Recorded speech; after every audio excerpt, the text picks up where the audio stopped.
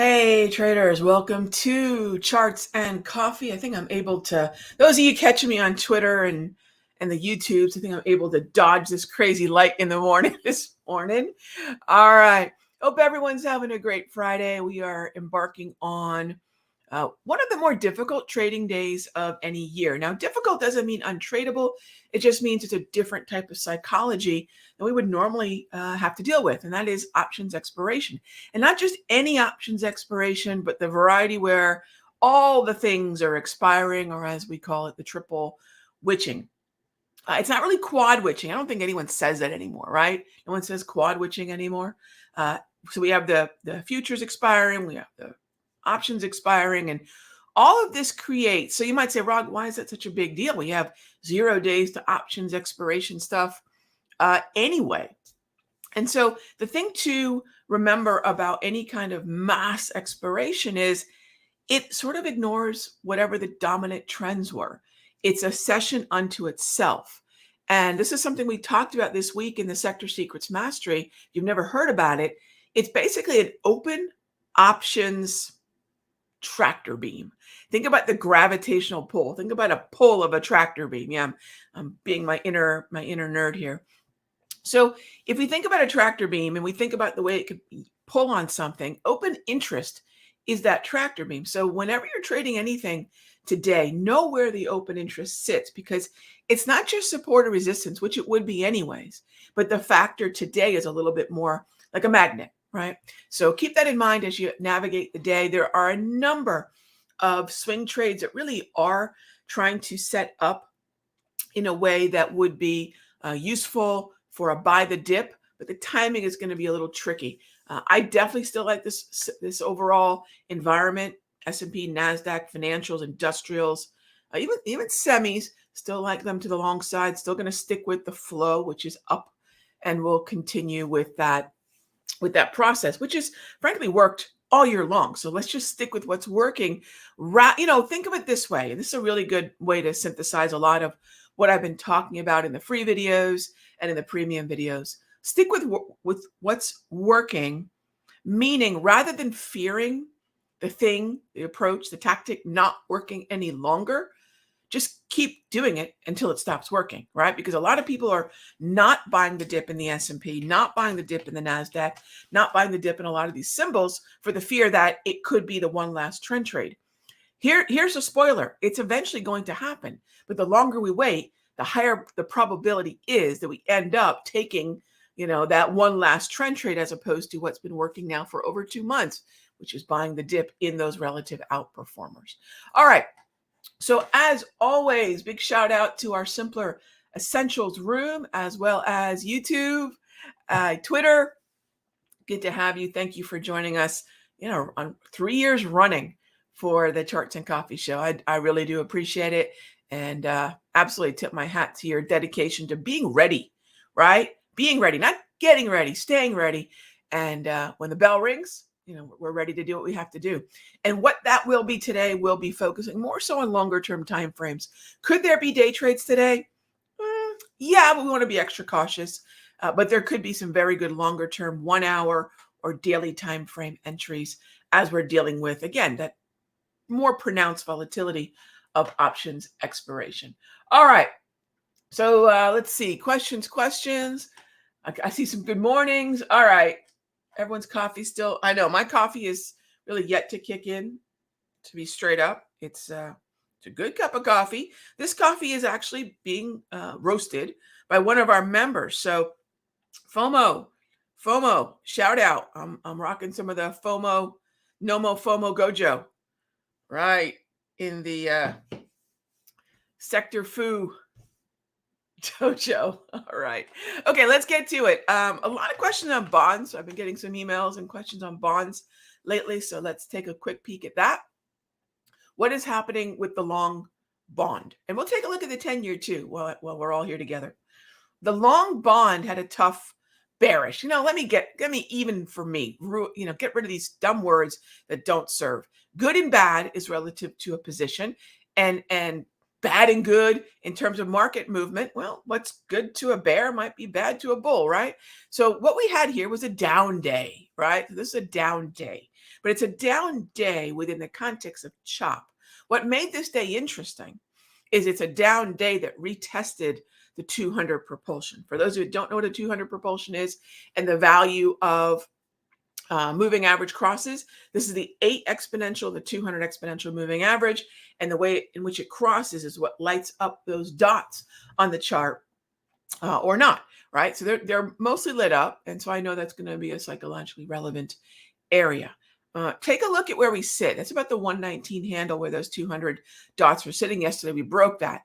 That in and of itself doesn't put it in the bearish hemisphere one day. If we close below that today, we've really got to reconsider what it is the bond traders are trying to tell the broader markets about how quickly rate cuts are coming, because bonds are not moving higher. The reason they're not moving higher is we don't have a clear path to the eventual rate cuts. We think they're going to be in June. The expectation is for June, but there's no clear path to it. There's no high probability yet. It's a probability, but it's not running away from the pack. And meaning that means there's still a very high percentage probability that we could hold in June. Bonds hate that. The longer you keep rates higher for longer, Powell, you're potentially breaking the economy, and bonds are communicating both those messages. Get on the ball, Powell, is what that means. So bonds can't break down and keep going lower for prolonged periods of time because we do know lower rates are coming. We just don't know when. So higher yields don't make sense, and bond traders are keeping everything in a range. I mean, take a look. Now we squeeze in some data. Between November to basically late December, bond traders said, yep, rate cuts are coming. Rate cuts from bond traders, it's nothing to see the bonds sort of front run the macroeconomic cycles by about 3 to 6 months. That's exactly what they did. All right, now, why is it in a holding pattern? Because if we look again 3 to 6 months from where we sit right now, we're not really sure how many cuts we will have seen. We're just pretty sure we're going to get some, hence bond yields are not moving higher, and hence ZB or even TLT is not moving lower. So that's really what's happening in bonds. Please don't make every little twitch, up day, down day within the context of the chop mean anything more than up day, down day, right? That's really it. We don't want to overcomplicate in terms of now what do we do with the information? Actually, as long as it remains in a range, bonds are in a holding pattern. All right, so questions here. Do I wait for Monday on options expiration? PK, I might. I don't know. I don't want to be quite frank. I'd like to be able to enter at least some aggro, smaller size positions today if the zones that I want are met. We have a lot of great uptrends. Monday almost has amnesia for whatever shenanigans are about to happen today. So Monday just starts to behave in the way that respects the trends that were. The issue is whether or not we'll see Monday echo some of whatever is happening today, or whether we can just get on our merry way and buy the dip and do what's been working for 2 months now. So that's really where my head is at. And yes, I would like to, but I'm not opposed to waiting till Monday, right? I'm not going to force the trade in any way, right? Nothing about the trades we put on are based on fear of missing out. Everything's based on how do I position size? How do I manage risk and let the market do what it's doing, right? Not changing our plan, but reacting to what the market is presenting us. So always counterpunching, right? All right. Next up is, yes, I think the Nomo FOMO Gojo coffee bean is the most heavily weighted bean in the coffee sector. I agree. It must be. If it's not, we need to talk about that futures contract. Exactly. I haven't traded coffee, by the way, in a really long time. It's a volatile market, very weather dependent, but yes, it should be, shouldn't it? As far as I'm concerned, it is the official simpler bean. All right. Netflix is one of those gorgeous trends in green eggs and ham in the XLC, which I'm sure you know. And if I take a look at what's happening in XLC, this is the number 2 weighted sector in the NASDAQ. So index sector stock. And then within that XLC sector, communications, we have Meta, we have Netflix and Disney. Those have been generally the leaders in that group of stocks. And Netflix has definitely been, again, stick with what's working, right? So I'm trying not to do much more than about this year, right? I don't care what happened last year. I certainly don't care what happened the year before. We are trading the now, what's working now. And if we're, it's interesting because I'm working up the class that we're going to be doing in April. It's actually almost to the day a month away. And as we're thinking about what's been working, one of the things that we always try to think about isn't what's working now alone, right? Because let's face it, what's working now might be different than what's working in 10 months. We want to focus on the best strategies, the best tactics to handle this market, which, by the way, are buy the dip. But how do we make sure that whatever we're doing now can be something that's scaled in 2034, right? That's really what we're looking for. We're looking for something that has that staying power, that ability to be valid. And if we're focusing on trading psychology and market structure, those things are not twitchy things. There are obviously ways that we can improve the way that we measure them, right? But at the end of the day, I'm going to trade Netflix the same way today as I will a year from now, which is what kind of market structure does it have?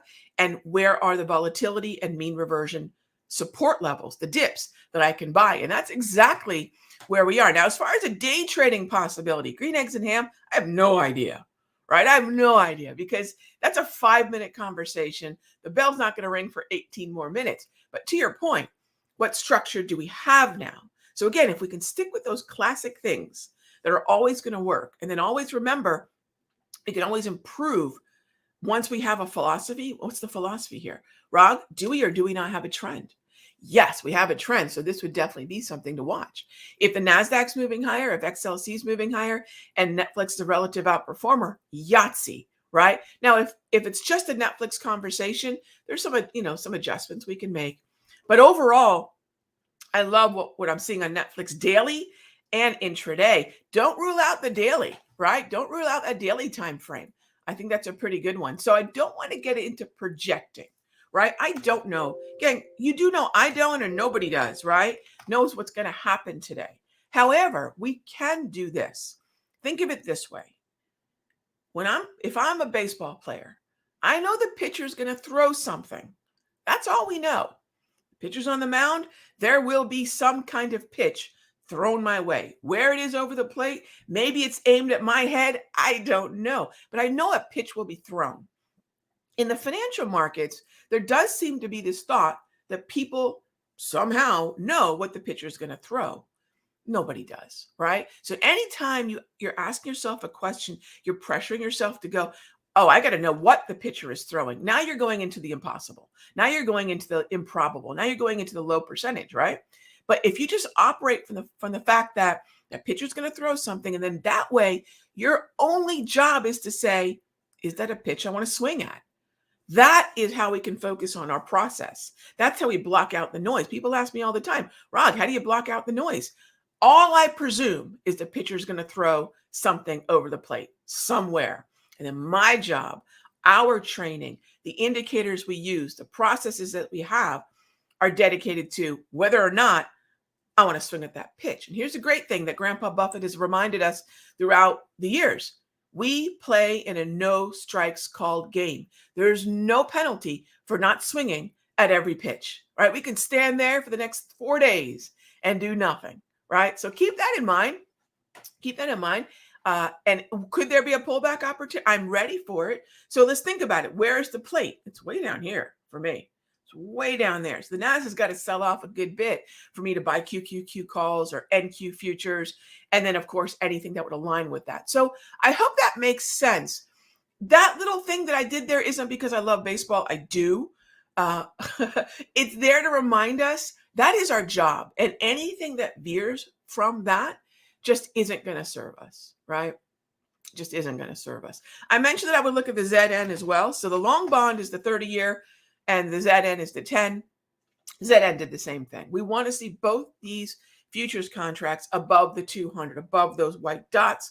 And yes, they're both in chop, right? They both did the same thing. They rallied Q4, and now in Q1, they're just waiting for the next reason to rally. They're waiting for the clarity to rally. Now, remember, bonds love to front run a macroeconomic probability by 3 to 6 months. So the fact that bonds are sitting here really does mean that traders investors, we're uncertain. Believe me, Powell sees that. So as long as we're in the range, and as long as we're expecting for the most part a cut in June, it seems that Powell doesn't want to course correct us, which then implies that that is the right assumption. All right. Okay. Next up is, let's see, Uber. Hey, Raghee, I think I'm seeing an opportunity to go long Uber.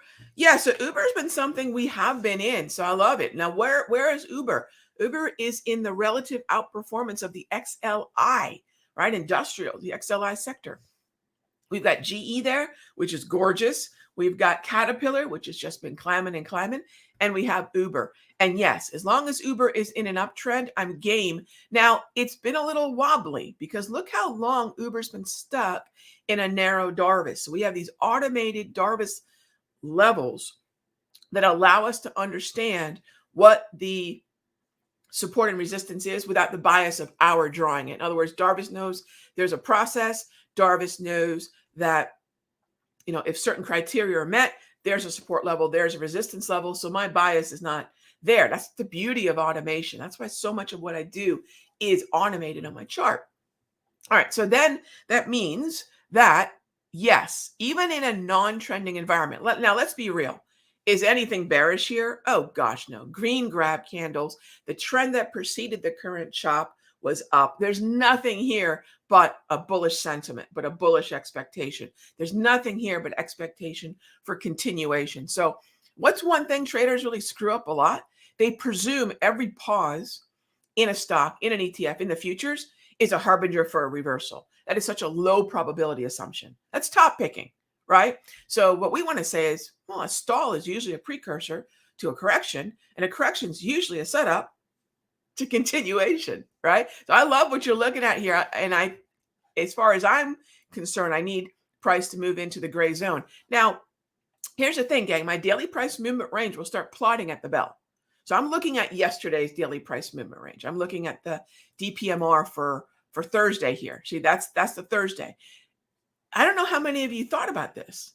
Volatility on Monday is not the same as volatility on Tuesday, Wednesday, Thursday, Friday. So one of the things that daily price movement ranges do, and this is one of the reasons they're so ridiculously powerful for swing trading, because I use these on a 1 hour and a daily time frame, is because it doesn't treat all 5 days as if the volatility is the same. They're not, right? So that's something to keep in mind. So I'll get the fresh DPMRs once the bell rings. All right. Hey there, Nomo. Yes. I know y'all don't have the camera in the essentials room, but those of you that are on, I was raising a toast in one of my favorite coffee mugs to the amazing beans that you have roasted. Yes. I'm trying to remember which one this was because you sent me 2 bags. This one might be the lighter of the 2. Delish. And you know what I really love about it? It's not acidic and it doesn't get me jittery, which I really love. So yeah, I'm making you blush. You are really doing a beautiful job with these beans, and it is an art. So I appreciate that. Thank you for caffeinating me and my family every morning. All right. You know how important I think the caffeine is. Right. So I love the Uber idea. Absolutely want to stick with that and stick with alongside not only of XLI, but remember GE and CAT are in that group as well. All right, gang. Gosh, just like that, it's 9:20. So I am looking at the long side of a lot of things that aren't tech. And what are they again? We talk about them every Sunday during Top Tier Outlook, the show at 6 p.m. That'll be the next time I see you all. So if you're thinking, all right, Rog, how did we fare coming out of triple witching, right? Which is just the expiration of futures and stock options and ETF options and a lot of volatility, right? That's the takeaway. A lot of volatility with gravitational pull towards the open interest levels. And then if you want to see, okay, Rog, what's the aftermath? What's the plan now that we've got this quarterly thing out of the way? Join me on Sunday. All right. I'll talk about what continues to be the high probability side of the market and what I'm continuing to do to take advantage of what's happening. All right. Be good to each other. Oh, by the way, check out Countdown Trader, because I think we just put out the weekly watch list and summary of what I've been doing for the past 2 months. So check that out. That'll give you a good idea of what this process has yielded. Because at the end of the day, We're all here for two things: account growth.